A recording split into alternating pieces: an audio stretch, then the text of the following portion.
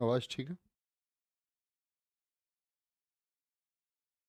जय हिंद दोस्तों, मैं नवीन शर्मा आप सभी का स्वागत करता हूं। आशा करता हूं आप सब एकदम अच्छे हैं, एकदम बेहतरीन हैं।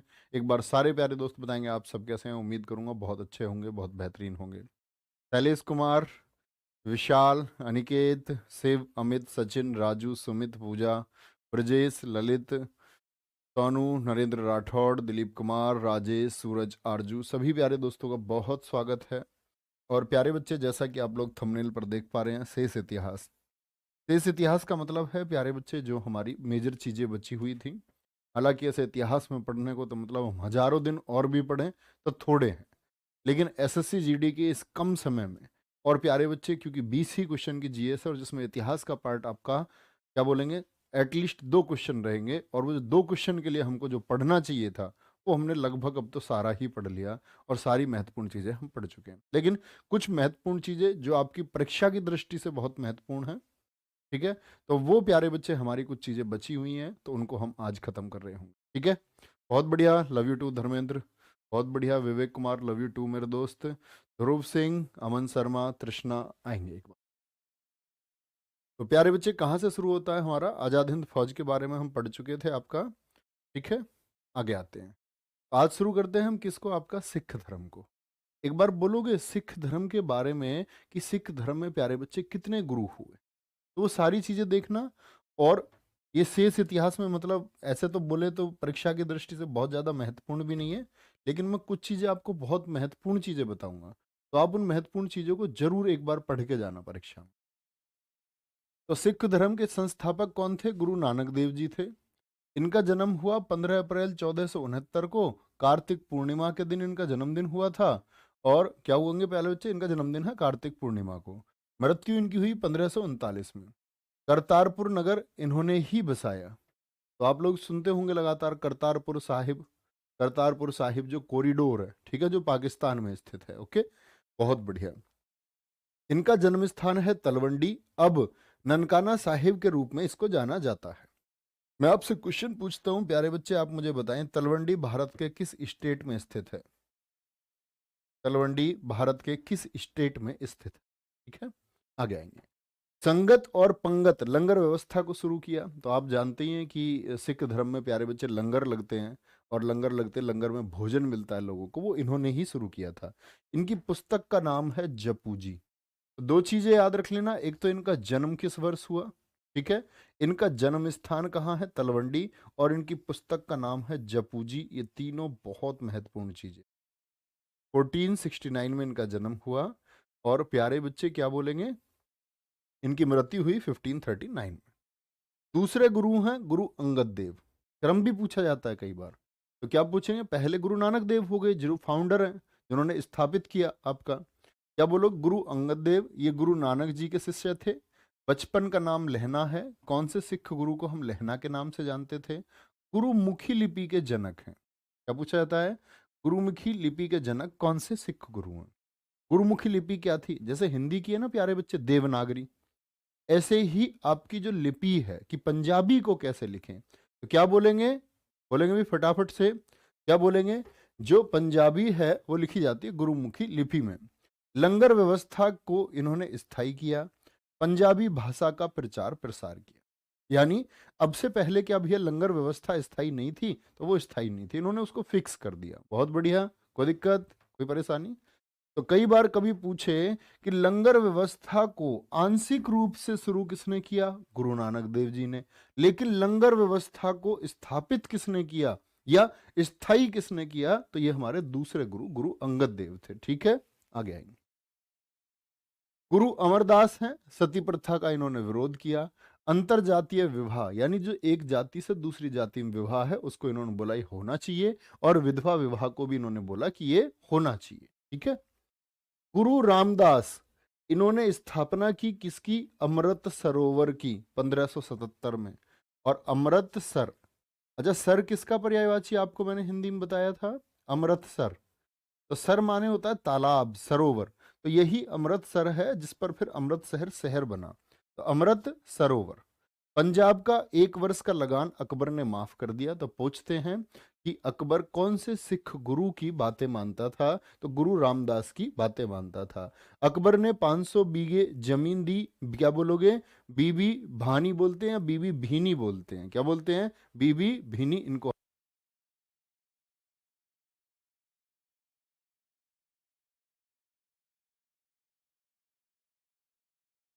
चलो भाई, अब बोलेंगे एक बार। बहुत बढ़िया। कह रहे सर भैया गधे का पर्यायवाची होता है। सर तालाब का भी तो होता है। दोनों का होता है। सर गधे का भी होता है और तालाब का भी होता है। कोई दिक्कत? ननकाना तो पाकिस्तान में है। हाँ जी, बिल्कुल पाकिस्तान में है। बहुत बढ़िया।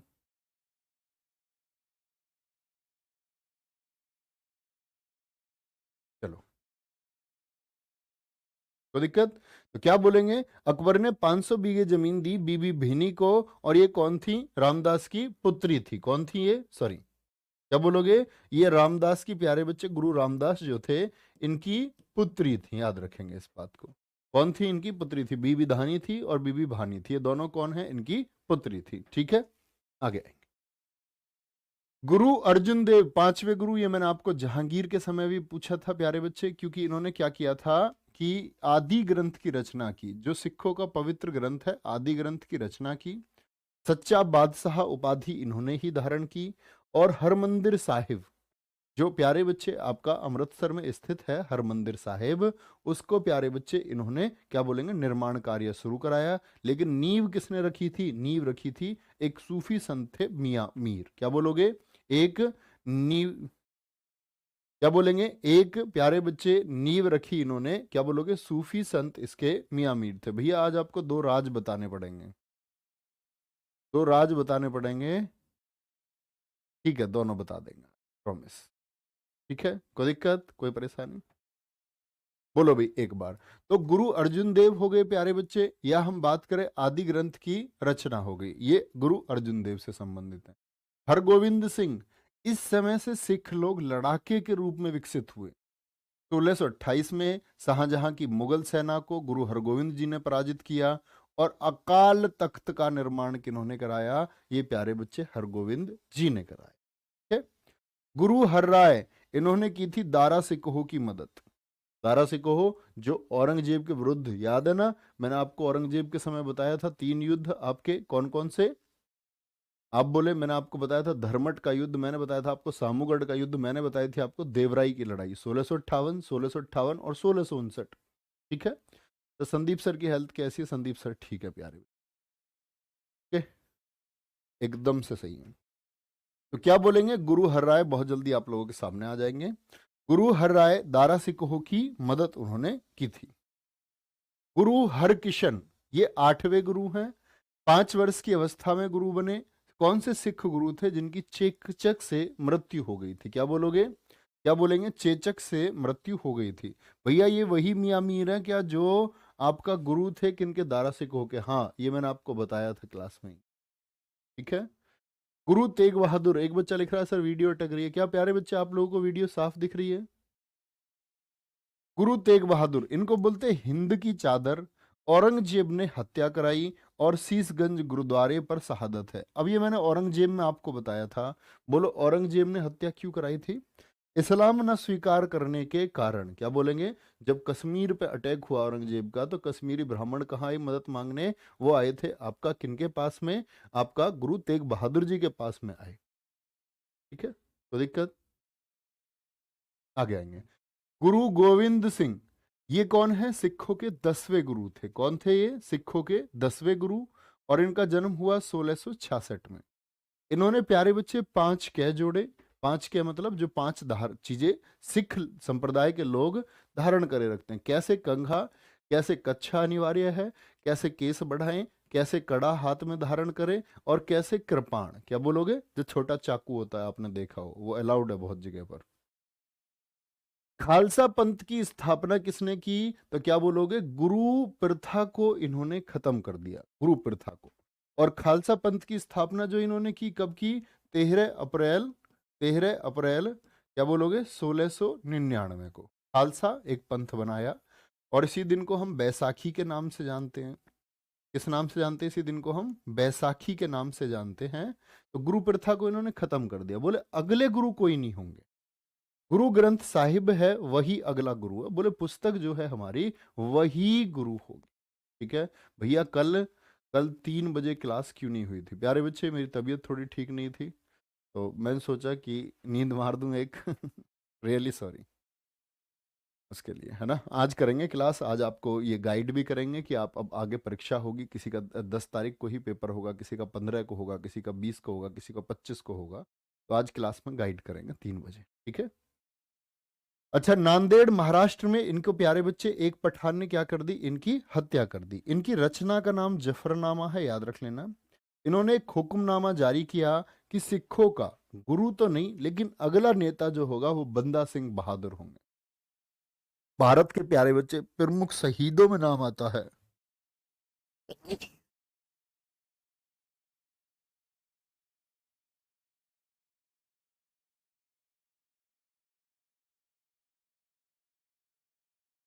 चलो, तो क्या बोलोगे? रचना जफरनामा, हुक्मनामा जारी किया, सिखों का अगला नेता बंदा सिंह बहादुर होगा। कौन होगा? बंदा सिंह बहादुर होगा। तो नेतृत्व किसको दे दिया प्यारे बच्चे? यानी कि बंदा सिंह बहादुर। और भारत के प्यारे बच्चे प्रमुख शहीदों में आते हैं। इन्होंने इतनी शानदार लड़ाई लड़ी है सिखों की तरफ से मुगलों के खिलाफ। मुगलों के खिलाफ सबसे तीव्र अभियान इन्होंने किए और लगातार मुगलों को परेशान किया, लगातार मुगलों को धूल चटाई। लेकिन अंत में क्या बोलते हैं कि कब्जे के द्वारा फर्रुख शेर ने इनको घेर लिया, और फर्रुख शेर ने इनके साथ वही किया जो प्यारे बच्चे संभाजी महाराज के साथ में औरंगजेब ने किया। नेक्स्ट, तो क्या बोलेंगे? बंदा सिंह बहादुर अन्य नाम है क्या आपके? लक्ष्मण दास इन्हीं का, और इनके गुरु थे जानकी दास बैरागी। इन्होंने ही इनको लड़ाका बनाया था। तो कमांड मिल गई बंदा सिंह बहादुर को कब? 1708 में। और यहां पर 4 साहिबजादे आपको कभी नहीं भूलने हैं। 4 साहिबजादे कौन है? गुरु गोविंद सिंह जी के पुत्र हैं। ये मैंने प्यारे बच्चे आपको दिवस वाली क्लास में भी बताया था। जोरावर फतेह सिंह, बाबा जोरावर सिंह, बाबा फतेह सिंह, जिनके लिए हम क्या मनाते हैं? 23 दिसंबर को सॉरी, क्या मनाते हैं हम? 26 दिसंबर को प्यारे बच्चे वीर बाल दिवस हम मनाते हैं। क्या बोलोगे? वीर बाल दिवस हम मनाते हैं। कब मनाया जाता है आपका? कहेंगे भैया जी 26 दिसंबर को वीर बाल दिवस। मैंने वहीं आपको बताया था कि इनको, क्योंकि 21, 22, 23 से युद्ध लड़ा था हमने। युद्ध लड़ा किससे? मुगलों से। और मुगलों से जो ये युद्ध लड़ा, तो ये लगभग बोलते हैं 7 दिन की शहादत है। तो 20 से 27 दिन पंजाब में शहीदी सप्ताह भी मनाया जाता है। ठीक है, तो क्या बोलोगे? 4 साहिबजादे हो गए। बंदा सिंह बहादुर का क्या बोलेंगे? नाम बदल करके क्या हो गया? माधो दास बैरागी। अपना नाम बदल लिया इन्होंने, गुरु का सरनेम धारण कर लिया, जो गुरु थे उनका। राजधानी कहाँ थी इनकी? लोहरगढ़ थी। फर्रुख शेर ने पंजाब को घेरने के आदेश दे दिए, क्योंकि इस समय पर कौन आ गया था? आपका फर्रुख शेर गद्दी पर आ गया था। 1715 में इन्होंने आत्मसमर्पण किया, जब चारों तरफ से बहुत सारे शासकों ने इनको घेर लिया। और प्यारे बच्चे 796 सिखों को यहाँ से बंदी बना करके ले जाया गया, जिनकी गर्दन एक एक करके काटी गई। किनके द्वारा? आपका मुगल शासक फर्रुख शेर के द्वारा। 16 जून 1716 में शरीर के टुकड़े टुकड़े किए गए, एक एक अंग काटा गया। किनका? बंदा सिंह बहादुर जी का। किसके द्वारा? फर्रुख शेर के द्वारा। ठीक है, फर्रुख शेर के द्वारा। ठीक है, आगे आते चमकौर का युद्ध। चमकौर का युद्ध 1704 में लड़ा गया प्यारे बच्चे। चमकौर का युद्ध वो यही युद्ध है, क्या बोलोगे?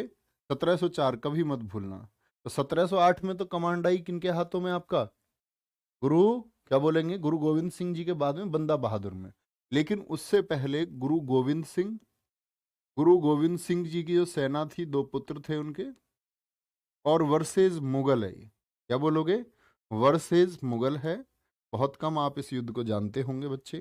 देखो, मैंने बोला 2 लोग तो ये 26 दिसंबर को, लेकिन ये अजीत सिंह और जुझार सिंह, बाबा अजीत सिंह और बाबा जुझार सिंह कहाँ थे? ये इस चमकौर के युद्ध में थे। कौन थे? अजीत सिंह और जुझार सिंह। ठीक है, अजीत सिंह जी थे और बाबा जुझार सिंह जी थे। ठीक है, तो ये कहां पर थे? चमकौर के युद्ध में। ये भैया कोई बहुत महत्वपूर्ण युद्ध है? हाँ। जब मुगलों की, प्यारे बच्चे, 1 लाख की सेना पहुंची पंजाब, तो सबसे बड़ी बात है कि 1 लाख के वर्सेज कितने लड़के लड़े होंगे? तो ये लड़ाके थे हमारे पूर्वज कितने? 43। सोच सकते हैं आप क्या हुआ होगा। आप कहेंगे भैया 1 लाख लोग 43 लोगों को ऐसे ही पार कर जाएंगे, लेकिन प्यारे बच्चे हजारों लाशें गिरा दी 43 लोगों ने।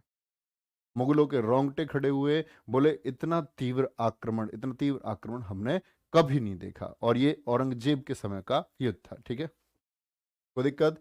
इसका नेतृत्व किसने किया था आपका प्यारे बच्चे? इसका नेतृत्व किया था आपका, क्या बोलेंगे, जस्सा सिंह ने। 12 दल बने थे, 12 दल बने, मतलब कि भाई हमको अब सिख धर्म को क्या करना है, क्या बोलेंगे, सिख धर्म को हमको मजबूत करना है, तो 12 यूनिट बनाई गई। क्या बोलोगे? 12 यूनिट बनाई गई। तो बोलेंगे प्यारे बच्चे, उसमें मिसल नाम रखे गए, मिसल 1, मिसल 2, मिसल 3, मिसल 4, ठीक है। तो एक सुकर चकिया थी इन्हीं 12 में से, उसके प्रमुख थे महार सिंह। भैया इतनी जटिल बात क्यों बता रहे हैं? ये मत पढ़ना, आप मत पढ़ना बेशक से, सुकर चकिया मत पढ़ना, लेकिन जब आपको ये इतिहास पता होना चाहिए कि जो महाराजा रणजीत सिंह थे उनका उदय कैसे हुआ। तो महाराजा रणजीत सिंह के जो पिताजी थे महार सिंह, वो प्यारे बच्चे उन्हीं 12 यूनिट में से एक के प्रमुख थे। कोई दिक्कत? अच्छा, लाहौर के शासक बने, लाहौर के ये कब शासक बने आपका? 1798 में, 1798 में। ये चीजें परीक्षा में तो बहुत कम पूछी जाती हैं, मैं आपको बता दूंगा क्या महत्वपूर्ण है।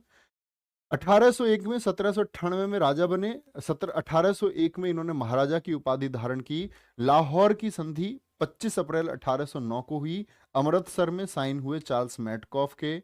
और इसमें संधि में बोले कि जो लाहौर की संधि है प्यारे बच्चे, क्योंकि ब्रिटिश शासन इस समय कमजोर हो रहा था, तो बोले कि लाहौर में जो सतलज नदी बहती है उसके पश्चिम वाले हिस्से में राजा रणजीत सिंह रहेंगे, और पूर्व वाले हिस्से में ईस्ट इंडिया कंपनी रहेगी। इतना तय हो गया, साम्राज्य बट गया, ठीक है, हम अपना अपना शासन करते हैं। अब ये शासन चला रहे हैं अपना बहुत अच्छे से, लेकिन अंग्रेजों की नजर कहाँ थी प्यारे बच्चे? अंग्रेजों की नजर थी पंजाब पर, क्योंकि अंग्रेज क्या कर चुके हैं, अंग्रेज हर जगह आप जानते हैं, आंग्ल मैसूर युद्ध आपने पढ़े, आंग्ल कराटा युद्ध आपने पढ़े, आंग्ल मराठा युद्ध आपने पढ़े, ठीक है। तो अंग्रेज क्या सोच रहे हैं कि अंग्रेज सोच रहे हैं कि भाई पंजाब जो बचा हुआ है इसको भी हम देखते हैं, ठीक है। लोहार की संधि नहीं, लाहौर है, कर लिया करो ये छोटे मोटे करेक्शन तो तुम यार हो जाते। अब यहां पर बात आती है, शाह सूजा की पत्नी है वफा बेगम, तो ये बेवफा थी दरअसल में, इसीलिए इसका नाम वफा रखा गया है। तो शाह सूजा की पत्नी वफा बेगम, आपने क्यों नाम दे दिया भैया इसको, इसका क्यों जिक्र आया? दरअसल में आप लोग जानते हैं कोहिनूर भारत से बाहर कब गया था? तो आप कहेंगे भैया कोहिनूर तो 1739 में भारत से बाहर चला गया। और कौन लेकर के गया था? ईरान का नेपोलियन आया था, नादिर शाह। तो ये नादिर शाह कहाँ से आया था? इसको ईरान का नेपोलियन बोलते हैं, तो ईरान से ही आया। ईरान वाला जो ये क्षेत्र था, ईरान इराक वाला, तो ये तो मर गया था 1748 में नादिर शाह। तो इसके जो वंशज थे उनके पास था कोहिनूर हीरा। उन्हीं वंशजों में से एक है शाह सूजा। और शाह सूजा को कैद कर लिया गया, कहाँ? जम्मू कश्मीर, शेरगढ़ की जिम्मेदारी थी सूबेदार आत्म मोहम्मद के पास में, ठीक है।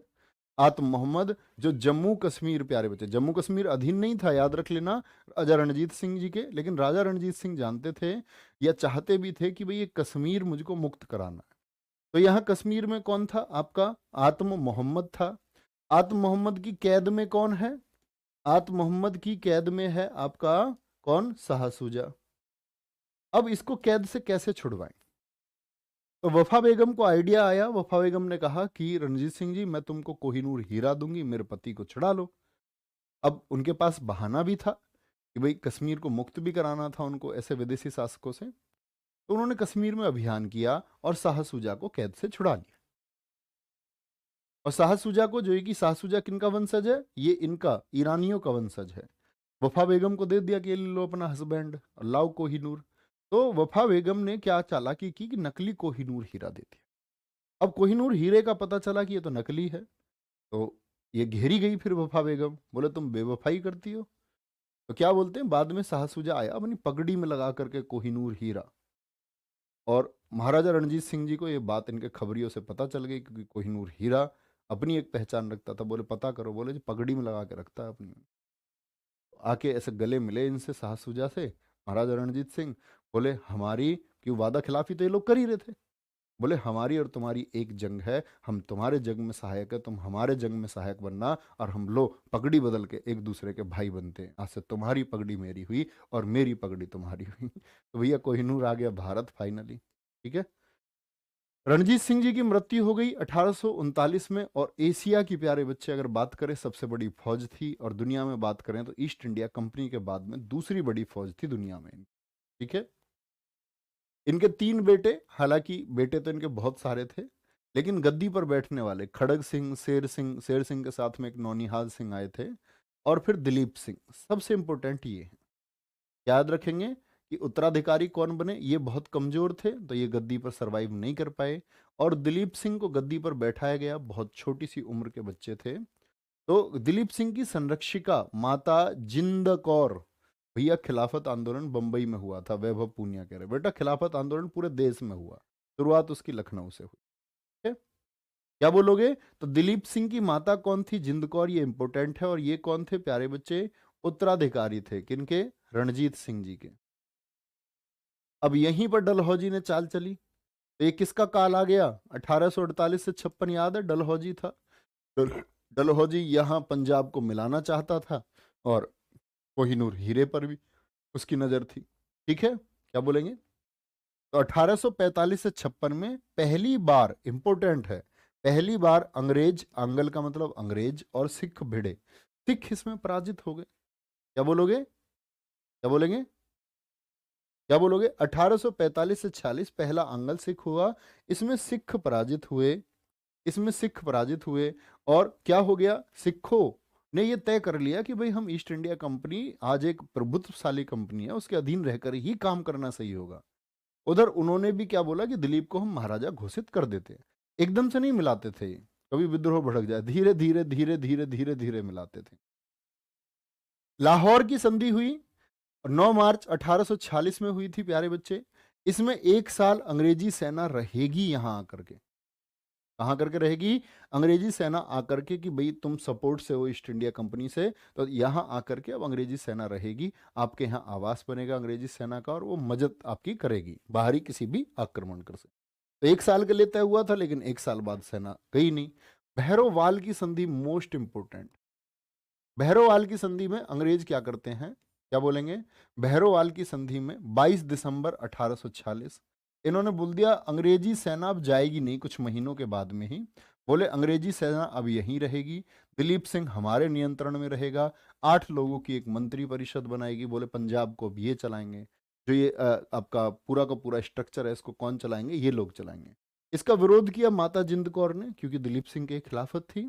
तो क्या बोलेंगे? लेकिन उन्हें शेखपुर भेज दिया गया विद्रोह दबाकर। और जो इनके करीबी आदमी थे माता जिंद कौर के, तो लाल सिंह और तेज सिंह, ये ईस्ट इंडिया कंपनी से मिल गए थे। ठीक है, कोई दिक्कत?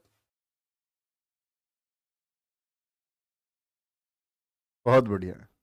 ठीक है, धर्मेंद्र झाझरिया ऐसा कर लेंगे, कोई दिक्कत? तो ये दिलीप सिंह है। जब दिलीप सिंह को घेर लिया, तब इन दिलीप सिंह ने जाकर के कोहिनूर हीरा ब्रिटेन की महारानी को सौंप दिया। ठीक है, ये दिलीप सिंह थे, क्योंकि जब अंग्रेजों के कंट्रोल में पूरी तरह से आ गए तो अंग्रेजों के हिसाब से इनको चलना पड़ा, क्योंकि दिलीप सिंह तो एक अल्पवयस्क बच्चा था, 13 वर्ष की आयु थी, तो इन्होंने जाकर के फिर क्या कर दिया? कोहिनूर हीरा दे दिया। कोई दिक्कत? ठीक है। विकास कुमार, प्यारे बच्चे डाडी छोड़ के पढ़ाई पर ध्यान दो। चलो, बहुत बढ़िया। Ram Singh Rajput ji, too much thank you भैया, थोड़ा ध्यान रखो, नींद लिया करो। नहीं, नींद लेता हूँ मैं भाई, मैं ऋषि नहीं हूँ, ऐसे जागे जागे रह जाऊंगा। बहुत बढ़िया निकांत। चले भी आगे। दूसरा आंग्ल सिख युद्ध हुआ। तो पहला तो हो गया 1846 का। दूसरा आंग्ल सिख युद्ध हुआ, इसमें क्या बोलेंगे? सिखों की तरफ से जो नेतृत्व कर रहे थे ये शेर सिंह थे, और अंग्रेजों की तरफ से गफ अधिकारी था, और इसी को हम बोलते चलैया वाला युद्ध। अंग्रेज फिर इसको जीत गए। चलैया वाला युद्ध कब हुआ था? 1849 में हुआ। एक बार कमेंट सेक्शन में बोलेंगे चमकौर युद्ध क्या बताया मैंने आपको? चलो, ठीक है, लव भाई, ठीक है।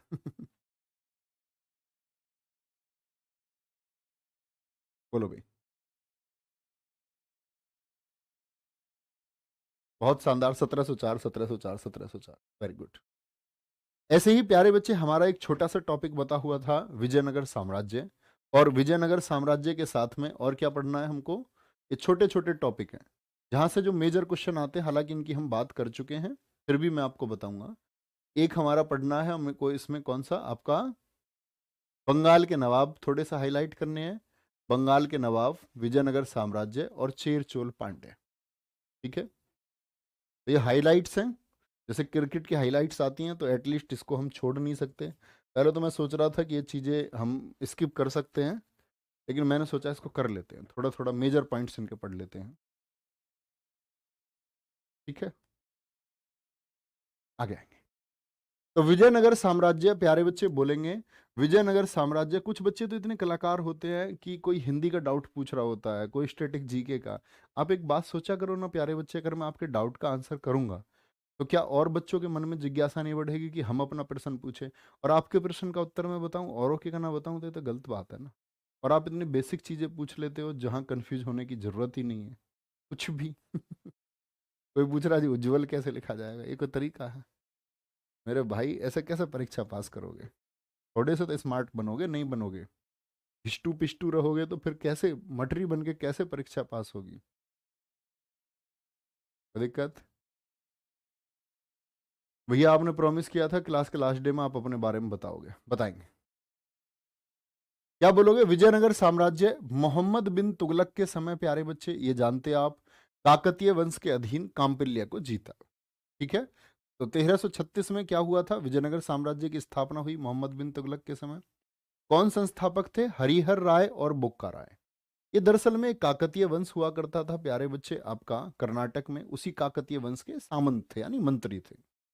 तो मोहम्मद बिन तुगलक की सेना गई काकतीय वंश को, तो क्या बोलोगे? वहां पर कांपिल्य अभियान के दौरान ये दोनों भाई बंदी बना लिए गए थे और दिल्ली लेकर के आया था इनको मोहम्मद बिन तुगलक। अब दिल्ली लेकर के आया तो ये दोनों भाई बड़े चालू थे, इन्होंने यहाँ पर आकर के इस्लाम धर्म अपना लिया। बोले जान बचानी है बेटा, बोले जी हम तो बहुत प्रभावित हैं आपसे, भूल हो गई, हम तो मुस्लिम बनना चाहते हैं। ठीक है, बड़े खास बन के रहे मोहम्मद बिन तुगलक के।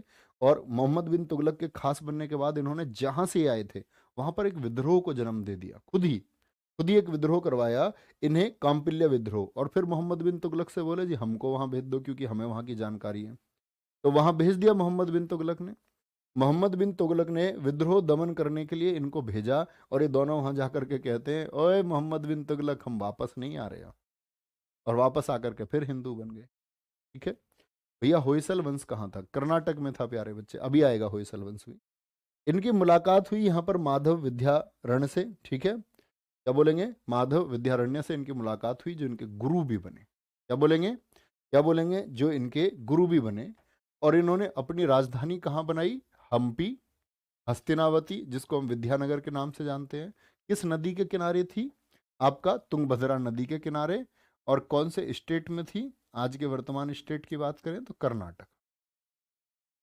विजयनगर साम्राज्य की कुल राजधानी, ये प्यारे बच्चे सारी चीज मैं आपको करा चुका हूं। ये प्रैक्टिस सेट में मैंने चारों राजधानी, इनके वंश क्रम सब लिखाए थे। अब तुम में से कुछ बच्चे इंटेलिजेंट बनते होंगे, चलो उज्जवल पढ़ लो बेटा, पढ़ लो। अनेगुंडी ये इनकी पहली राजधानी थी। विद्यानगर, हम्पी, क्योंकि प्यारे बच्चे क्या बोलेंगे, ये इनकी दूसरी राजधानी हुई। पेनगुंडा इनकी तीसरी राजधानी थी। और चंद्रगिरी क्या थी? इनकी अंतिम राजधानी। ठीक है, आगे। विजयनगर साम्राज्य में चार वंश हुए। कितने वंश हुए हैं? चार वंश। एक संगम वंश हुआ पहला, फिर सालुब वंश हुआ, फिर तुलुब वंश हुआ, फिर अरवीडु वंश हुआ। क्या बोलोगे? SSTA। विजयनगर साम्राज्य में कुल कितने वंश हुए? चार वंश हुए। संगम वंश इसमें सबसे ज्यादा समय तक रहा, 1336 से 1485। सालुब वंश, और ये इंपॉर्टेंट बात है, एटलीस्ट आप पढ़ना इसको, सालुब वंश प्यारे बच्चे कुल 20 सालों तक रहा। तुलुब वंश 1505 से 1570 रहा। अरवीडु वंश 1570 से 1650 तक। कोई दिक्कत इस बात में? ठीक है, okay। पढ़ तो लोगे ना? जो मैं इंपॉर्टेंट बता रहा हूँ एटलीस्ट PDF यही डलवाऊंगा मैं क्लास की, इसमें जो मैं महत्वपूर्ण लिख रहा हूँ वो चीजें जरूर पढ़ना, एक बार सारी चीजें पढ़ लेना। ठीक है, संगम हीरो, क्या बोलोगे? संगम वंश आया आपका 1336 से 1485। क्योंकि इनके पिता का नाम संगम था तो इन्होंने संगम वंश रखा, हरिहर ने। संस्थापक थे हरिहर प्रथम। कितने साल गद्दी पर रहे? तो हरिहर और बुक्का हम बोलते हैं संस्थापक, लेकिन गद्दी पर पहले कौन रहे हैं? वो हरिहर रहे हैं। ठीक है, संस्थापक हरिहर प्रथम रहा, उपाधि वेद प्रतिष्ठापक हुआ। आपके क्या बोलते हैं कि वेद प्रतिष्ठापक इनको बोलते हैं। राजधानी फिर इन्होंने बनाई अनेगुंडी, किसने? हरिहर प्रथम ने। राजधानी क्या बोलेंगे? फिर थोड़े दिन बाद तब्दील हुई आपकी हम्पी, इसको इन्होंने मुख्य राजधानी बनाया फिर। ठीक है, क्या बनाते हैं कि विजयनगर की सबसे प्रसिद्ध राजधानी रही है, ये मुख्य राजधानी रही है। यानी राजधानी तो इनकी चार हुई, बदलती रही, लेकिन सबसे प्रभावशाली राजधानी जो सबसे बड़ा हेडक्वार्टर रहा विजयनगर का, वो प्यारे बच्चे क्या रहा? हम्पी रहा। ठीक है, बहुत बढ़िया Deepak Yadav, love you to मेरे दोस्त। 1346 1346 में होयसल, होयसल, अब एक बच्चे ने भी पूछा था होयसल की अगर हम बात करते हैं प्यारे बच्चे, तो होयसल ये कर्नाटक का ही वंश था एक। कहाँ का? कर्नाटक का।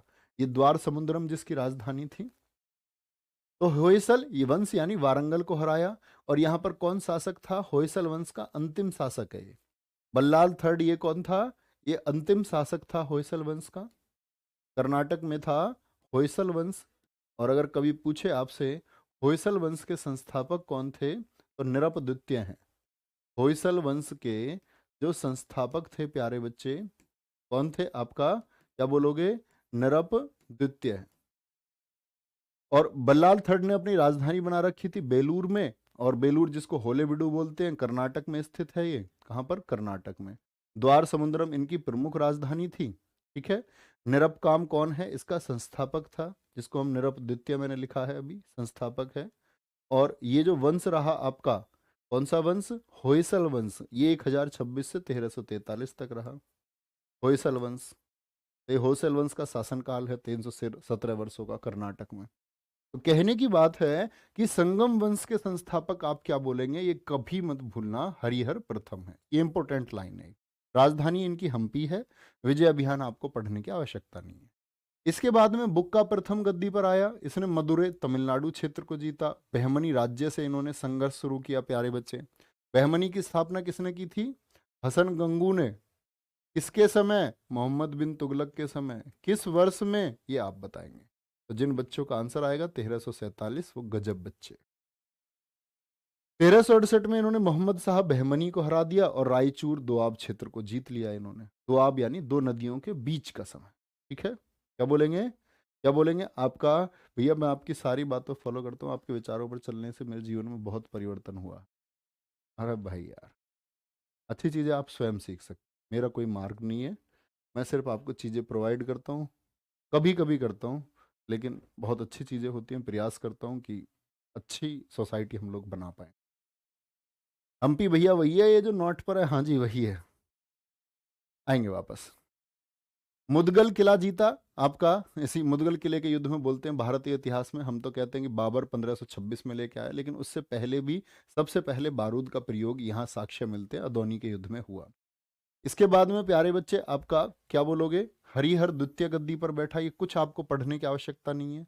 विरूपाक्ष बैठा, नहीं पढ़ने की आवश्यकता। बुक्का बैठा, नहीं पढ़ने की आवश्यकता है। लेकिन यहाँ एक शासक पढ़ना आप, देवराय प्रथम। क्या बोलोगे? देवराय प्रथम। फिरोज शाह बहमनी को हराया, मत पढ़ना। सोनार की बेटी का युद्ध किया, दो बार ये लड़े थे इससे फिरोज शाह बहमनी से, तो एक बार खुद हराया था और एक बार बाद में वारंगल से मदद लेकर के फिरोज शाह को इन्होंने हराया था। दो बार हराया इन्होंने बहमनी वंश को। तो देवराय प्रथम के समय सबसे मोस्ट इंपोर्टेंट बात क्या है कि निकोलस कोंटी आया इटली से, ये किसके समय आया? ठीक है, श्रीनाथ विद्वान किसके दरबार में रहते थे? जिनकी रचना का नाम हरविलास है। और ऐसे ही प्यारे बच्चे देवराय द्वितीय मोस्ट इंपोर्टेंट है। ये कुछ आपको शासक पढ़ने हैं, ना कि पूरी वंशावली। इनकी रचना का नाम है महानाटक सुधानिधि। गज बेटकर की उपाधि किसकी है? देवराय द्वितीय की है। और प्यारे बच्चे कभी भी पूछे विजयनगर साम्राज्य में सबसे, क्या बोलोगे, सबसे महान शासक कौन थे? तो देवराय द्वितीय थे। सबसे ज्यादा मुस्लिम सैनिक किस दक्षिण भारत के साझा की सेना में थे? देवराय की में। अब्दुल रज्जाक ईरान से किसके समय पर आया था? ईरानी यात्री, देवराय द्वितीय के समय पर। और इस वंश के अंतिम शासक जो रहे प्यारे बच्चे, वो प्रौढ़ राय रहे। क्या रहे? वो प्रौढ़ राय रहे। तो क्या बोलोगे? ये हो गया संगम वंश। संगम वंश अंतिम खत्म कहां पर हुआ? प्रौढ़ राय पर। तो अंतिम शासक पढ़ लेना। और प्रथम शासक कौन है प्यारे बच्चे? आप कहेंगे भैया जी हरिहर राय। ठीक है। तालुव वंश, तो इसके संस्थापक याद रख लेना, कि आपका विजयनगर साम्राज्य में प्रथम बलापहार किसको कहा जाता है? तो बलापहार का मतलब था कि जो ये अंतिम शासक था ना प्रोढ़राय, इससे जबरदस्ती गद्दी छीन लेना, जिससे जबरदस्ती गद्दी छीन लेना, ये नरसिंह प्रथम। ठीक है। तुलुव वंश, भैया अहोम साम्राज्य नहीं पढ़ाएंगे? नहीं प्यारे बच्चे। देखो, अगर मैं आपसे पूछूं इतिहास में बहुत कुछ बाकी है, हम पढ़े एक वर्ष लगातार तो भी कम है, लेकिन कम समय में बेहतरीन चीजें और क्या पढ़ना चाहिए वो सारी चीजें हमने खत्म कर। ऐसे हम देखें तो हर राज्य का एक इतिहास है, बंगाल का इतिहास है, ठीक है, अपना एक इतिहास है, त्रिपक्षीय संघर्ष है, अपने आप में 2-3 क्लासेस का एक सब्जेक्ट है। अगर हम देखें तो हम एक वर्ष तक भी पढ़ें तो काफी कम होगा हमारे लिए, मतलब इतिहास की दृष्टि से। लेकिन एसएससी जीडी की दृष्टि से क्या सही है वो सब महत्व। ठीक है। तो संस्थापक सुलभ वंश के नरसिंह प्रथम है।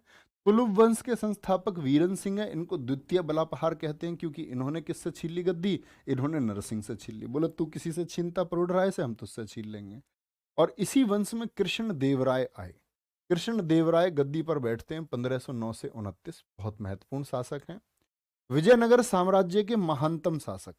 अभी तो मैंने बताया संगम वंश के महानतम पूछे तो कृष्णदेव, और पूछे कि पूरे विजयनगर साम्राज्य के तो कृष्ण देवराय द्वितीय।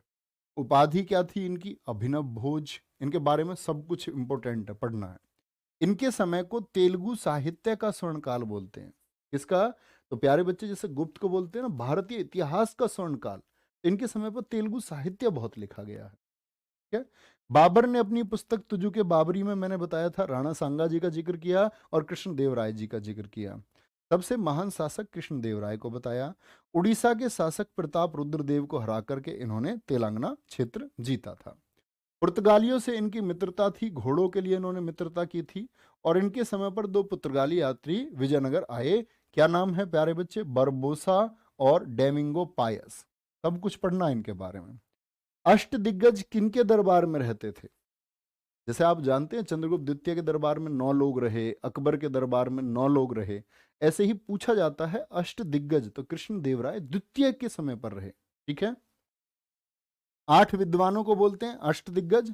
तो इसमें सबसे प्रमुख कौन थे? तेनालीराम। तेनालीराम की कहानी पढ़ी है बचपन में या नहीं?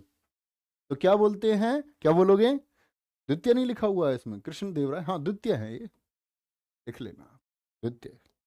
क्या बोलोगे? इनकी बुक का नाम है पांडुरंग महात्म्य, पेदडन और निधितम्यन। ये किसकी किताबें हैं? ये तेनाली राम, एक विद्वान है। ठीक है। तेलुगु के विद्वान भी इनको बोलते हैं। अच्यु देव राय बने प्यारे बच्चे 1529 में। नूनीज पुर्तगाली किसके समय पर आया था? इंपोर्टेंट बात है, नूनीज किसके समय पर आया था? अच्यु देव राय के समय पर। फिर सदाशिव राय आया गद्दी पर। कौन आया? सदाशिव राय आया। आपका क्या बोलोगे? 1542 से आ गया। ये ठीक कर लेंगे, 1542 से। 1542 से आया, 1942 मत कर लेना, आजादी का टाइम आ जाएगा। लेकिन वास्तविक शक्ति सदाशिव राय के हाथों में नहीं थी। वास्तविक शक्ति किसके हाथों में थी? रामा राय के हाथों में थी। और इसको मोस्ट इंपोर्टेंट लगातार पूछा जाता है। बन्नेर घट्टी का युद्ध, राक्षसी तांगड़ी का युद्ध, ये किस किस के बीच लड़ा गया? क्योंकि शक्ति एक वृद्ध शासक के हाथों में थी, रामा राय और अली आदिल शाह। और बोलते हैं यही क्या बना? विजयनगर के पतन का कारण। विजयनगर के पतन का कारण कौन से युद्ध को माना जाता है?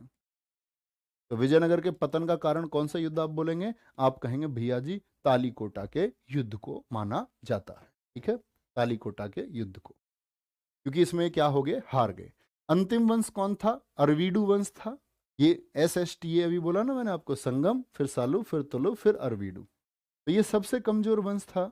और इसके संस्थापक थे तिरुमल। राजधानी थी पेनुगोंडा, जो चौथी राजधानी थी। आप नहीं, चौथी नहीं, तीसरी थी पेनुगोंडा। ये कौन सी थी? तीसरी राजधानी थी। वेंकट द्वितीय, इन्होंने चंद्रगिरी में प्यारे बच्चे अंतिम राजधानी। और विजयनगर का अंतिम शासक कौन है? ये मोस्ट इंपोर्टेंट फैक्ट है।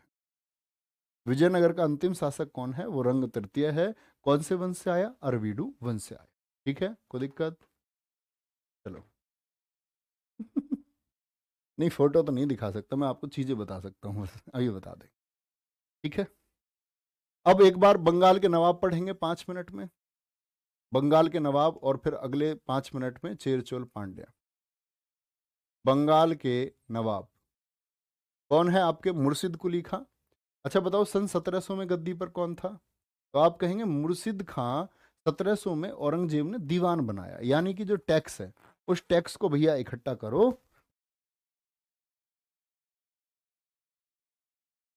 तो औरंगजेब को भेजो।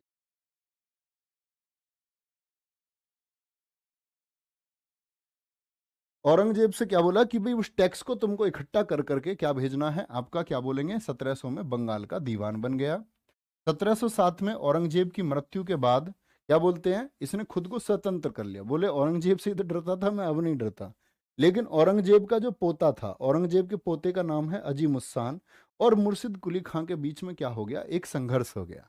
बोले कि भाई तू अपनी क्यों चलाता है, क्योंकि इसने खुद को स्वतंत्र कर लिया, तो इनके बीच में एक संघर्ष हुआ। ठीक है, इनके बीच में एक संघर्ष हुआ। तो जो ढाका पास में पड़ता था उससे दूर राजधानी ले गया अपनी, कौन, आपका मुर्शिद कुली खां। तो इसके बाद मुर्शिद ने राजधानी ढाका से मकसूदाबाद और अपने नाम पर फिर उसका नाम मुर्शिदाबाद भी कर दिया था। ठीक है, मुर्शिदाबाद भी कर दिया था। आवाज नहीं आ रही है क्या? अब आप झूठ बोलते रहते हो। 1717 में, अब ये इंपॉर्टेंट फैक्ट है, क्या बोलेंगे, इंपॉर्टेंट है कि कब फर्रुख सियर ने दीवानी किसको दे दी, बंगाल की दीवानी तो इसको पहले ही मिल चुकी, बंगाल की सूबेदारी बनाएगी। सूबेदारी मतलब जो वहां का सैनिक प्रशासन था वो भी मुर्शिद कुली खां के अधीन, और राजस्व इकट्ठा करके देने की जिम्मेदारी भी किसकी, आपका मुर्शिद कुली खां की। 1719 में उड़ीसा को बंगाल में मिला लिया गया। और इजारेदारी प्रथा का जनक किसको बोलते हैं, तो इजारेदारी प्रथा का जनक कहा जाता है मुर्शिद कुली खां को। इजारेदारी क्या थी भैया, तो याद करो, ये मैंने समझाया था आपको।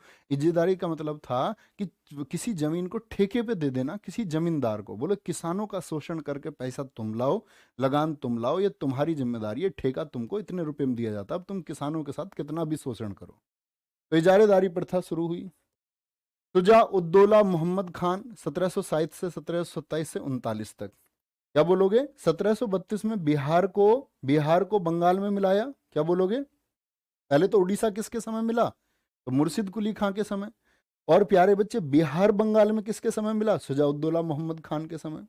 और इसका सूबेदार इन्होंने बनाया शुजा, क्योंकि एक थोड़ा कमजोर था तो इसने अपने सूबेदार बनाया अलीवर्दी खां को, जो एक कैपेबल आदमी था। ठीक है, कैपेबल आदमी था।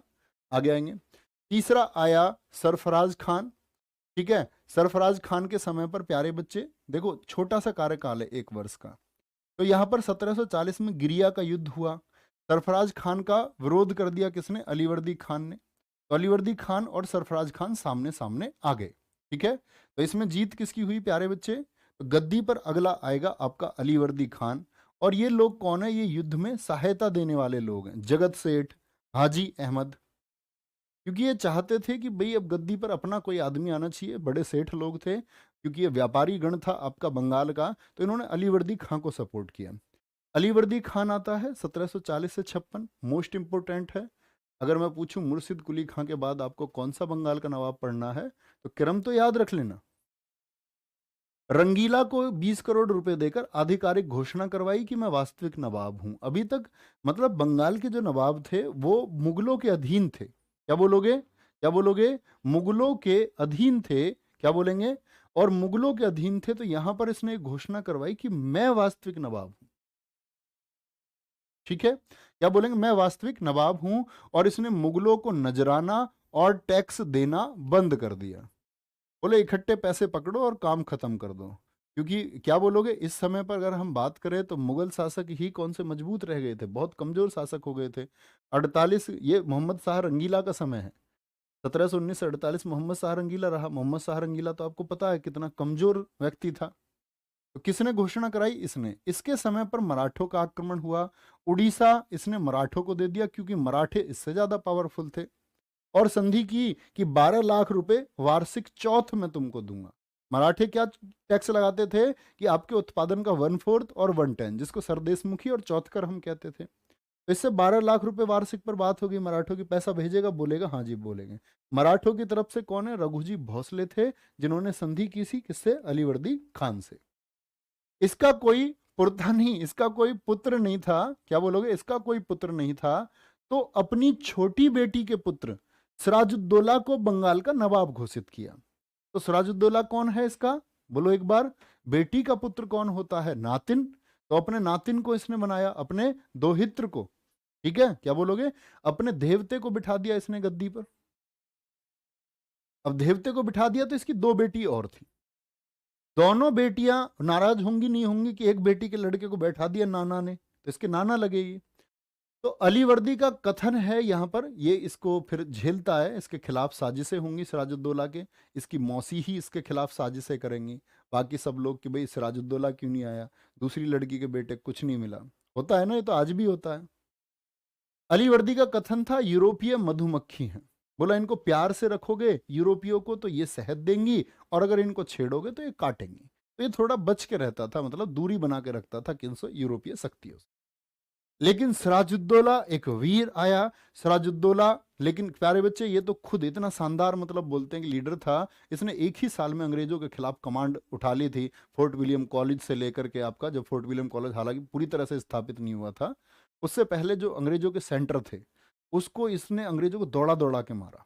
ब्लैक होल घटना मैंने जिक्र किया था आपसे, फिर चाहे प्लासी का युद्ध हो, लेकिन ये अपने लोगों की वजह से हार गया। सिराजुद्दौला का विरोध किया किसने? घसीटी बेगम ने, मीर जाफर ने और राय दुर्लभ ने।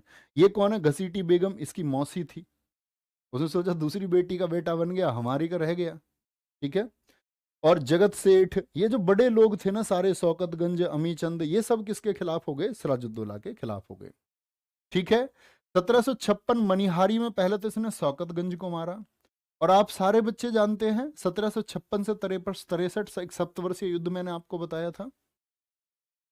1756 वांडीवास के युद्ध, वांडीवास का युद्ध इसी सप्तवर्षीय युद्ध का हिस्सा है ना, जो फ्रांसीसी और अंग्रेज के बीच हुआ था। तो फ्रांसीसी और अंग्रेजों को किलेबंदी बंद करने के आदेश इसने दे दिया, बोला ओए अंग्रेज और फ्रांसीसी तुम आपस में लड़ रहे हो, यहाँ राज सिराजुद्दौला का, नवाब हम हैं, ये किलेबंदी हटाओ। इसके मैसेज को जब अंग्रेजों ने इग्नोर कर दिया, तब इसने ये घटनाएं की थी कि उनके वहां जाकर के इसने आक्रमण किया, बंदी बनाया लोगों को, ब्लैक होल बोल रहा हूँ, हॉलवेल घटना जिसको हम कहते हैं, ठीक है। तो दिक्कत 20 जून ब्लैक होल काल कोठरी की घटना हुई, 146 लोग बंद किए गए, और प्यारे बच्चे क्या बोलते हैं इसमें से आपके 23 लोग जिंदा बचे, ठीक है, 23 लोग। प्लासी का युद्ध किसने लड़ा? ये हम पढ़ चुके, सिराजुद्दौला वर्सेस क्लाइव हुआ। जीत किसकी हुई? क्लाइव की हुई। सिराजुद्दौला का प्यारे बच्चे इसमें कौन था? आपका जो कमांडर था वो मीर जाफर था और मीर मदान था, ठीक है। और प्लासी के युद्ध को ही अंग्रेजी शासन की शुरुआत कहा जाता है, ठीक है, ये हमने अंग्रेजी शासन में भी पढ़ा था। मीर जाफर आया इसके बाद में गद्दी पर, क्योंकि जब सिराजुद्दौला क्या बोलेंगे उनकी मौत हो गई, तो कौन आता है? मीर जाफर, जो एक अयोग्य शासक था। अंग्रेजों ने इसको हटाया, मीर कासिम को बिठाया। मीर कासिम कौन था? मीर जाफर का दामाद था, ठीक है। और 1760 में मुंगेर की संधि हुई, और मुंगेर लेकर के आए किसको प्यारे बच्चे? राजधानी को, जो मुर्शिदाबाद थी। तो इतना इंपॉर्टेंट, इतनी बार पूछा गया है, कौन सा बंगाल का नवाब था जिसने राजधानी मुर्शिदाबाद से मुंगेर स्थापित कर ली थी, ठीक है। इसके बाद में अब देखो ध्यान से, तो मीर कासिम जब प्यारे बच्चे बोलते हैं कि थोड़ा सशक्त शासक होने लगा, तो अंग्रेजों ने फिर से इसको हटा करके फिर से मीर जाफर को बिठा लिया 1763 से 65। तो वो कौन व्यक्ति है जो 2 बार बंगाल का नवाब बना? 2 बार बंगाल का नवाब कौन बना है? मीर जाफर। तो ये कठपुतली था अंग्रेजों की, ठीक है। मीर जाफर 1763 से 65। लेकिन अब इससे गद्दी छिन गई मीर कासिम से, तो इसको गुस्सा आएगा मीर कासिम को। तो मीर कासिम को गुस्सा आया तो बक्सर का युद्ध हुआ। बक्सर के युद्ध में प्यारे बच्चे क्या बोलोगे? अंग्रेजों की तरफ से हेक्टर मुनरो जीता।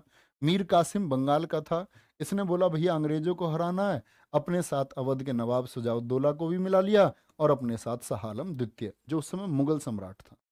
मैंने आपको बताया था तीसरा सबसे बड़ा शासनकाल, 1760 से लेकर के 1806 तक का शासनकाल, ठीक है। आगे आते हैं, और क्या बोलते हैं, तो अब ये हार गए, तो प्यारे बच्चे इलाहाबाद की संधियां की अंग्रेजों ने इनके साथ में, इलाहाबाद की संधियां हुई। इलाहाबाद की संधियों में क्या हुआ? आपका 2 संधि हुई, ये 12 अगस्त 1765, इसके बाद में बक्सर के बाद में, और इलाहाबाद की संधि हुई आपकी दूसरी 16 अगस्त 1765, बहुत पूछी जाती है, इंपॉर्टेंट है। तो प्यारे बच्चे जो लोग हारे, तो उनसे प्यारे बच्चे क्या किया, इन्होंने इन संधियों को उनसे जीता, और मतलब संधियों के द्वारा उनको फंसाया कि भाई तुम लोग ब्रिटिश ईस्ट इंडिया कंपनी के खिलाफ आवाजें उठा रहे थे। ये सिर्फ आप तारीखें याद रख लेना, तो इन्होंने इलाहाबाद का किला शाह आलम को दे दिया, 50 लाख रुपए का खर्चा बक्सर युद्ध का, ये भी किससे वसूला इन्होंने? शाह आलम से।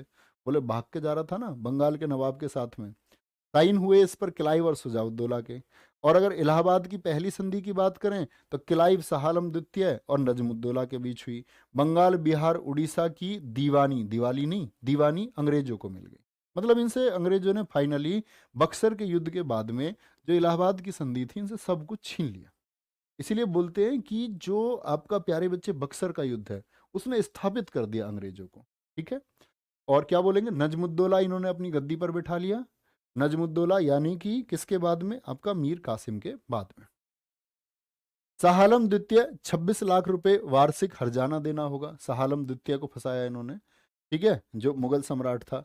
नजमुद्दौला को 53 लाख अंग्रेजों ने दिए। किसके लिए? जिलामत के लिए। जिलामत के लिए यानी कि यहाँ की कानून और जो न्याय व्यवस्था है बंगाल की वो तुम देखोगे, इसके लिए सारे पैसे इसको दिए। ये जो अगला बंगाल का नवाब था। बंगाल में द्वैध शासन कब शुरू हुआ? ये 1765 में शुरू हुआ, ये भी आप जानते हैं। अच्छा मुझे बताओ, द्वैध शासन बंगाल में कौन से गवर्नर के समय शुरू हुआ? बोलेंगे भाई। तो फिर सैफुद्दौला आया, ये पढ़ने की आवश्यकता नहीं है, ना मुबारक उद्दौला पढ़ने की आपको आवश्यकता है। कोई दिक्कत इस बात में? बोलेंगे एक बार। ये बंगाल के नवाब हैं जिनका संघर्ष रहा। इसमें मैक्सिमम चीजें हम कब? अंग्रेजी शासन के समय पढ़ चुके। भैया कम से कम कितने घंटे सोना चाहिए? चेतन, हमारे बड़े भाई का नाम है चेतन। चलो तुम पूछ रहे हो तो बता देते। घंटे से कुछ नहीं होता। 6 घंटे तुम सो सकते हो। 6 घंटे आइडियल टाइम माना जाता है। बाकी आप रेस्ट की कंडीशन में तो वो भी सोना ही है। मस्तिष्क को आराम की आवश्यकता होती है, उसे दीजिए। बहुत बढ़िया। कुछ बच्चे कह रहे हैं हेस्टिंग। बेटा हेस्टिंग नहीं, क्लाइव के समय मैंने बताया था। डुएल क्लाइव दो होती है, क्लाइव के समय पर। बहुत बढ़िया। भैया जी कभी इलाहाबाद आएंगे प्यारे बच्चे? मनीष मेहर जी दिख रहा है प्यारे बच्चे। ये कह रहे कंप्यूटर पर कौन है जिसको हमारा कमेंट नहीं दिख रहा है? ठीक है। चालुक्य वंश। अब देखो चालुक्य वंश और चेर चोल पांड्य हैं इसमें। तुम पढ़ लोगे क्या? एक बार बताओ मुझे ये। पढ़ लोगे क्या एक बार ये? छोटी सी क्लास है, चालुक्य और चेर चोल पांड्य। ये मैं आपके लिए पीडीएफ में डलवा दूंगा। एक बार हाइलाइट्स पढ़ जाना, मैं आपको बता देता हूँ इंपोर्टेंट क्या क्या है। ठीक है। चालुक्य वंश से मतलब है बादामी के चालुक्य बोलते हैं, इनकी मुख्य शाखा है। इसी को पश्चिमी शाखा भी बोलते हैं। पश्चिमी शाखा मतलब ये भारत में पश्चिम की तरफ थी। पूर्व की तरफ जो चालुक्य थे वेंगी के चालुक्य थे, और कल्याणी के चालुक्य इनके नीचे की तरफ पश्चिम की तरफ थे। ठीक है। बादामी के चालुक्य कौन से स्टेट में थे आपका प्यारे बच्चे? कर्नाटक में। इनके बारे में जानकारी महाकूट अभिलेख से मिलती है, और यही इनकी मुख्य शाखा भी थी। शासनकाल इनका रहा 543 से 757। संस्थापक है इसका पुलकेशिन प्रथम। 543 से 566। पुलकेशिन प्रथम के पूर्वज जयसिंह राणा कदम्ब शासकों के अधीन थे। कदम में ये ब्राह्मण साम्राज्य था एक, इसके अधीन थे कौन? इनके पूर्वज जयसिंह। ठीक है, जयसिंह थे। ठीक है।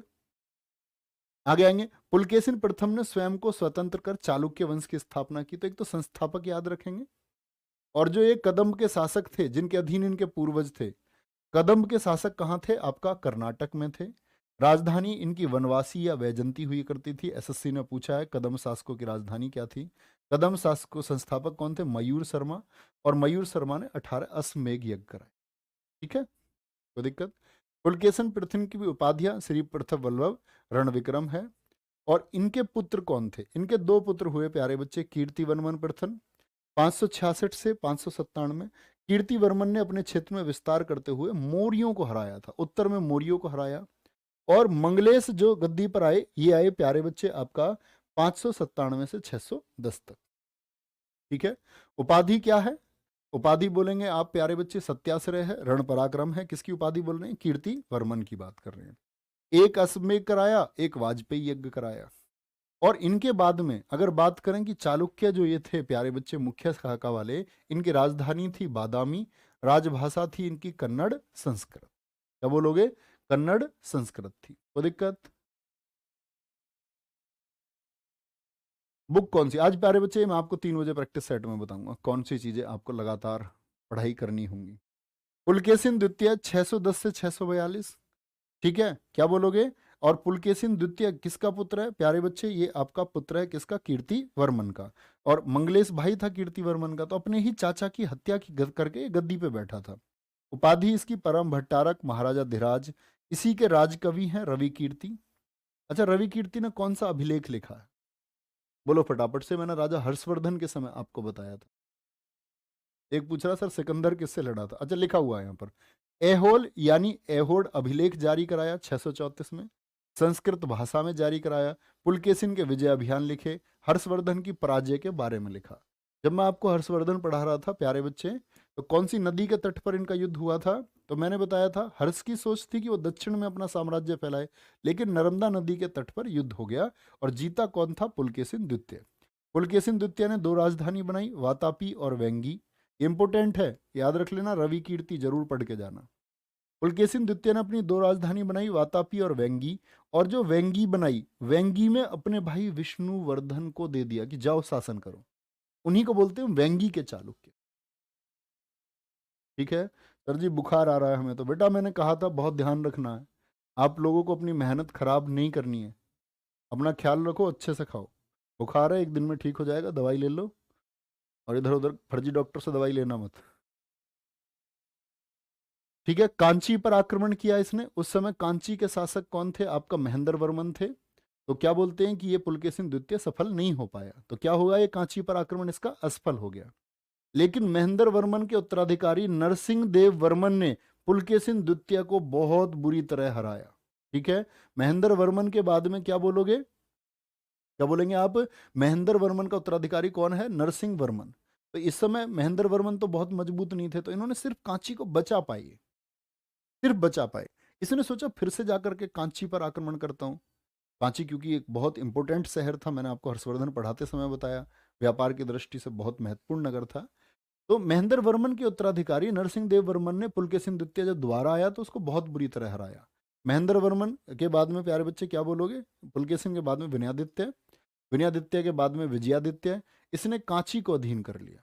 तो बहुत इंपॉर्टेंट है, क्या पूछेगा, चालुक्य वंश का वह कौन सा शासक था जिसने कांची को जीता? क्योंकि इससे पहले कांची पर ये सिर्फ आक्रमण करते रहे और ये जीत नहीं पाए थे।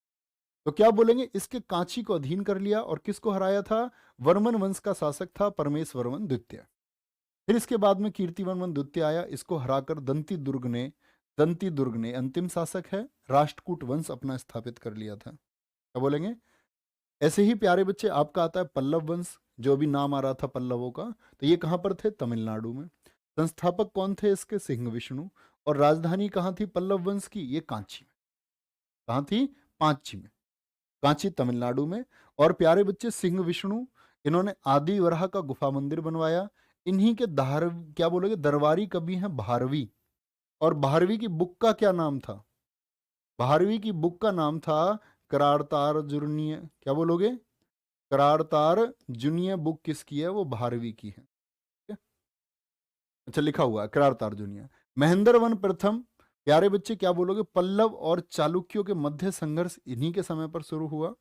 नरसिंह देव वर्मन, जिनको मामल्ल बोलते हैं, महाबलीपुरम या मामल्लपुरम के जो रथ मंदिर है वो इन्होंने बनाए, नरसिंह देव वर्मन ने। नरसिंह देव वर्मन द्वितीय आ गए, कांची के कैलाश मंदिर का निर्माण करवाया। और दंडी विद्वान किसके समय पर रहते थे? दंडी, जिनकी पुस्तक का नाम है 10 कुमार चरित्रम, नरसिंह देव वर्मन के समय पर रहते थे। ठीक है, वेंगी के चालुक्य जो थे, अब मैंने बीच में पल्लवों का जिक्र क्यों कर दिया? क्योंकि आप देख रहे हैं कि जो प्यारे बच्चे संघर्ष था पल्लवों का, वो किससे था? आपका चालुक्यों से था, जो वातापी के चालुक्य थे। ठीक है, वेंगी के चालुक्य आंध्र प्रदेश, इन्हीं को हम पूर्वी चालुक्य बोलते हैं। इसके संस्थापक कौन थे? विष्णुवर्धन। कल्याणी के चालुक्य कहाँ थे? ये केरल में थे। इनके संस्थापक थे तेलप द्वितीय, तेल यानी तेलप द्वितीय। ये कर्क द्वितीय को हराकर गद्दी पर इन्होंने इसकी स्थापना की।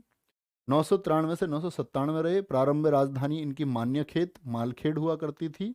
और इन्हीं की उपाधि है प्यारे बच्चे क्या? अश्वमाल। क्या उपाधि थी? अश्वमाल।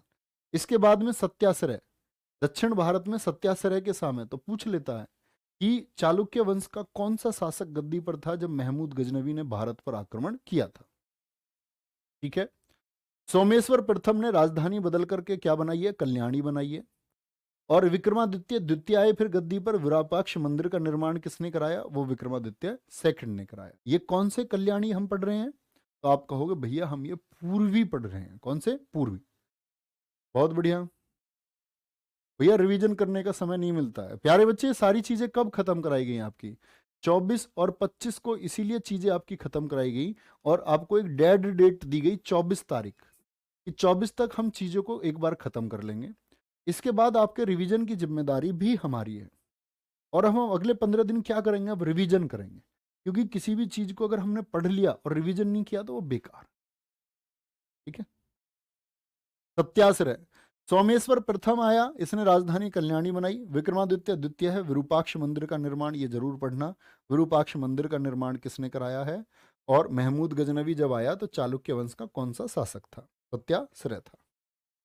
ठीक है, कर्नाटक कहां पर है? विरूपाक्ष मंदिर के बारे में लिखा हुआ कर्नाटक है, भगवान शिव से संबंधित है। और ये अंतिम छोटा सा हमारा टॉपिक है, क्या क्या पढ़ना है? राजधानी एटलीस्ट पढ़ के जा। संगम साहित्य 100 एडी से 300 एडी के बीच में लिखा गया, 100 ईस्वी से 300 ईस्वी के बीच में। मूल विषय क्या था संगम साहित्य का? वीरता एवं प्रेम। इसके प्रमुख ग्रंथ लिखा गया तिरुवल्लुर का तिरुकुरल, एक ग्रंथ लिखा तिरुवल्लुर ने, और दिल्ली पुलिस ने बहुत क्वेश्चन पूछे थे इससे। इसी क्या बोलोगे? त्रिकुरल को हम संगम साहित्य का बाइबल, संगम साहित्य की गीता, संगम का मतलब है तमिल साहित्य। कौन सी भाषा से संबंधित था ये? तमिल भाषा से संबंधित था, तमिल भाषा। बहुत सारे ऋषि मुनि इसके लिए जुटे।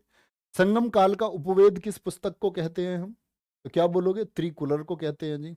संगम काल का प्यारे बच्चे पंचवेद किसको बोलते हैं? तिरुकुरल को बोलते हैं। Most important. ठीक है, और इसके लेखक कौन थे? तिरुवल्लुर इसके लेखक है, तिरुवल्लुर इसके लेखक हैं। अच्छा, यहीं पर एक रचना हुई जैन धर्म से संबंधित, शिल्पादिकारम। शिल्पादिकारम जिसके लेखक कौन थे? इलोगो दिगल थे, शिल्पादिकारम के। और शिल्पादिकारम में एक पात्र है प्यारे बच्चे, कोवलन व्यापारी, इसी में शिल्पादिकारम में। दक्षिण भारत की पार्वती हम किसको बोलते हैं? कन्नगी को। ये पत्नी है किसकी? कोवलन व्यापारी की। तो कोवलन व्यापारी पर मतलब इसमें आपका आरोप लगाए गए कि कोवलन व्यापारी जो है वो चोर है। और कोवलन व्यापारी ने जब अपकार बोलते राजा के सामने ये बोला कि मैं चोर नहीं हूँ, राजा ने बगैर उसकी बात सुने उसको प्राणदंड दे दिया। तो बाद में कन्नगी जो उसकी पत्नी है वो दरबार में जाकर के श्राप देती है, और श्राप देती है, कहते हैं कि राज सिंहासन आपका धू धू करके जल जाता है। तो इसको दक्षिण भारत में पार्वती का दर्जा दिया गया है, देवी कन्नगी।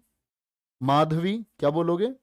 ये कौन सी थी? पत्नी थी इनकी, कोवलन व्यापारी की ही। मणि मेखले के लेखक कौन है? सतनार है। दो पत्नी थी, दरअसल में आप कहोगे भैया दो पत्नी थी, लंबी कहानी है कि वो व्यापार के सिलसिले में बाहर रहते थे तो बाहर एक पत्नी कर ली दूसरी। मणि मेखले के लेखक कौन है? ये आपका सतनार है। क्या बोलोगे? और ये बौद्ध धर्म से संबंधित है। अभी मैंने पूछा प्यारे बच्चे आपसे शिल्पादिकारम किससे संबंधित है? बोलो कमेंट सेक्शन में। तो आप कहेंगे शिल्पादिकारम भैया जी वो संबंधित है जैन धर्म से, इलोगोदिगल ने लिखी है। उसी में कन्नगी की कहानी है, माधवी की कहानी है, कोवलन व्यापारी की कहानी है। मणि मेखले ये किसने लिखी है? सतनार ने। और ये प्यारे बच्चे जो वो माधवी है जो कोवलन व्यापारी की पत्नी है उसकी कहानी है इसमें, कि वो घर से बाहर रहती है और कैसे उसको प्रेम होता है, वो सारी चीजें इसमें लिखी हुई। संगम साहित्य में 8,898 कवियों ने भाग लिया, जिसे पांड्य शासकों ने आश्रय दिया। पांड्य शासकों ने। अब पूछे तमिल साहित्य को किसने आश्रय दिया? मेरे फौजी भाई कृष्णकांत पढ़ लो। संगम साहित्य में 8,898 कवियों ने भाग लिया। कुल राज्य कितने लिखे गए संगम साहित्य में? 197। छोटे छोटे राज्य थे उस समय। संगम साहित्य में 3 वंशों के बारे में जानकारी मिलती है, चोल, चेर और पांड्य। तो यानी कि 3 वंशों का जो इतिहास है उसको हम संगम साहित्य बोलते हैं। ठीक है, 3 संगम परिषदें आयोजित हुई। 3 संगम परिषदें मोस्ट इंपोर्टेंट है। पहली संगम परिषद कहां पर हुई थी? मदुरै में। दूसरी कपाटपुरम में, तीसरी उत्तरी मदुरै में। पहली के अध्यक्ष कौन थे? अगस्त ऋषि थे। क्या बोलोगे? अगस्त्य ऋषि। अगस्त सही लिखा हुआ, गलत लिखा हुआ, सही लिखना है इसको। नकीर इसके अध्यक्ष रहे। पहली जो तमिल साहित्य के लिए मीटिंग हुई उसका कोई प्रमाण नहीं है। और प्यारे बच्चे जो दूसरी हुई उसके प्रमुख ग्रंथ लिखे गए आपका क्या, तोल काव्यवियम, दक्षिण भारत का पहला व्याकरण ग्रंथ है जिसमें 8 प्रकार के विवाह बताए गए। यानी कि अगर हम बात करें हमारे यहाँ भी कितने प्रकार के, हमारे ऋषि परंपरा में कितने विवाह बताए गए, 8 प्रकार के बताए गए हैं। ठीक है, कोई दिक्कत? आगे नेक्स्ट, चोल वंश की बात करें प्यारे बच्चे, चोल वंश कितने वंशों की जानकारी मिलती है, चोल, चेर और पांड्य। तो चोल राजवंश के संस्थापक विजयालय थे। इनका राज चिन्ह कौन सा है प्यारे बच्चे, वो आपका बाघ है। और अगर चोलों की हम बात करते हैं तो भारत के साम्राज्य को सबसे ज्यादा फैलाने का काम भारत से बाहर किसी ने किया। जैसे हम पढ़ते हैं कि भारत में आक्रमणकारी बाहर आए, तो क्या भारत का भी कोई गया? ये प्यारे बच्चे कौन थे, आपका राजेंद्र चोल थे, जो चोल वंश थे, जिन्होंने श्रीलंका को जीत लिया। राज चिन्ह बहुत पूछा जाता है, मोस्ट इंपोर्टेंट है। राजधानी क्या थी इनकी, मलनूर, फिर उरैयूर बनाई, फिर पुहार बनाई इन्होंने। ठीक है, और फिर राजधानी कहां पहुंची इनकी, तंजौर, तंजावुर भी पहुंची, और मुख्य राजधानी थी तंजौर। चोल साम्राज्य में जो विजयालय थे इनकी उपाधि है नरकेशरी। चोलेश्वर मंदिर का निर्माण कराया। और ये दरअसल में जो पल्लव थे ना, पल्लव थे, उनके कौन थे प्यारे बच्चे, ये पल्लवों के सामंत थे। कराईकल, कराईकल कह रहे हैं सबसे प्रतापी राजा है, और उत्तर भारत पर आक्रमण करके इन्होंने मगध और अवंती को जीता। तो पूछेगा आपसे कि चोल वंश के वो कौन से शासक थे जिन्होंने उत्तर भारत को जीता था, वो थे कराईकल। वेणी का युद्ध है, इसमें उत्तर भारत के सारे राजा इनके खिलाफ हो गए, लेकिन इन्होंने सबको हरा दिया। पुहार बंदरगाह इन्होंने अपने यहाँ बनवाया प्यारे बच्चे, किसके लिए, व्यापार के लिए। इसके बाद में आदित्य प्रथम कोदंड रामपुरम आए। पल्लव शासक अपराजित वर्मन को हराया, यानी पल्लवों को भी ये हरा रहे हैं, उत्तर भारत के राजाओं को भी हरा रहे हैं। परांतक प्रथम आया, इसने पांड्य शासकों को हरा दिया। तो समझ रहे हैं कि चोल कितने हैं, चोल पावरफुल है। भैया कितनी देर और लगेगी, बस प्यारे बच्चे 5 मिनट का लेक्चर, इसको आप आराम से पढ़ना। फिर हालांकि मैं इसको प्रोवाइड कर सकता हूं आपको, तो हम पढ़ लेते हैं एक बार। तंजौर का चिदम्बरम मंदिर बनवाया।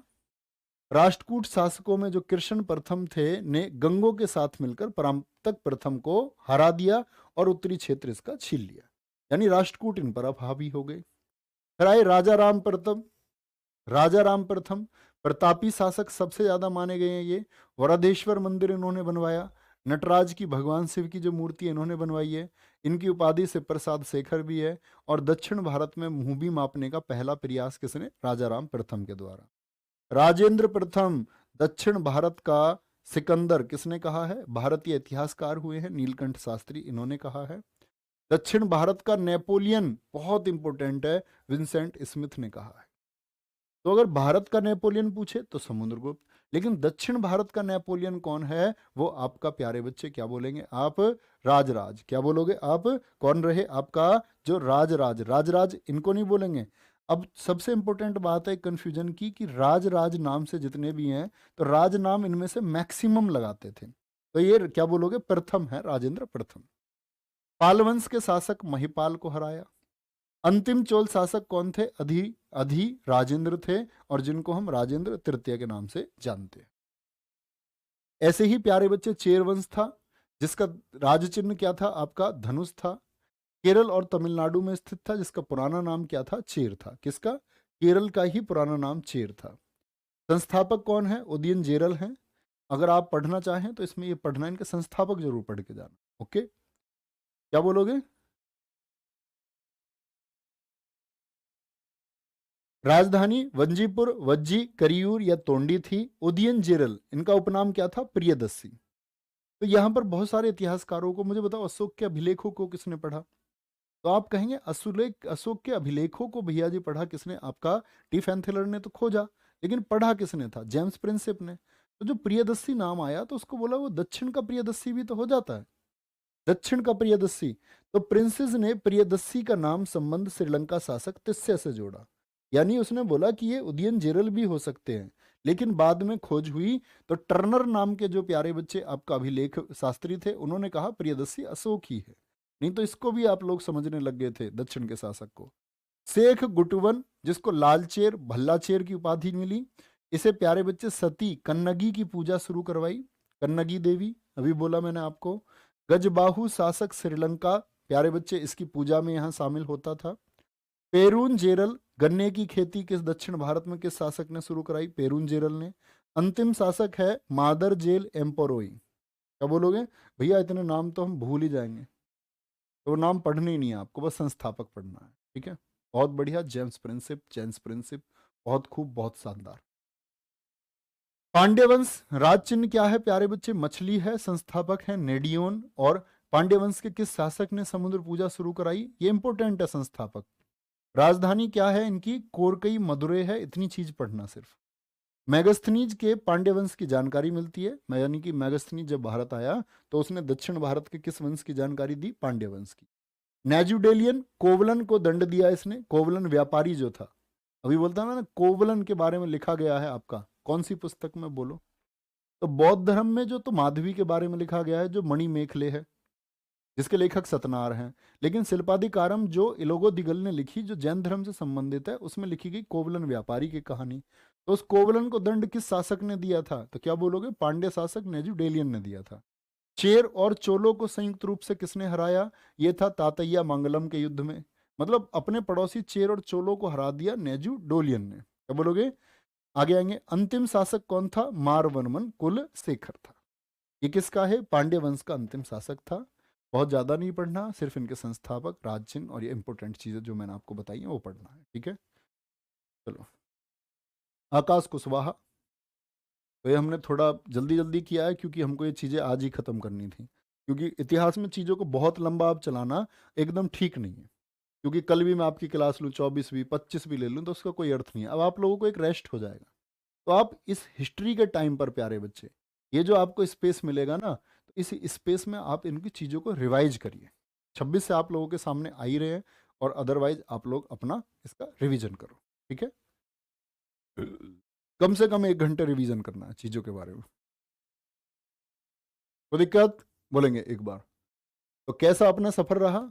और पहले मैं आप सब लोगों से प्यारे बच्चे हाथ जोड़ के माफ़ी मांगूंगा, कुछ भी चीज़ हमने अगर जल्दी में की होगी तो ये आयोग की प्यारे बच्चे परीक्षा के लिए कम समय जो आयोग ने दिया उसकी वजह से हमें करनी पड़ी होंगी। कई बार मैंने देखा हमने 2-3 टॉपिक थोड़ी जल्दी में किए हैं, लेकिन वो हमारी एक मजबूरी थी करने की, क्योंकि हमारे पास समय की कमी है। हाँ, अगर यही सब्जेक्ट एक बड़े मार्क्स का होता तो हम इसको समय देना लाजमी था, फिर इसको हम 10 तारीख तक भी चला सकते। लेकिन अभी क्या है कि 2 क्वेश्चन आने हैं, तो हमारे लिए इतना ही महत्वपूर्ण है। ठीक है, कोई दिक्कत? सर जी अपने बारे में बताओ यार, अब तो ओवर हो गया टाइम, अब तो भाई ओवर हो गया।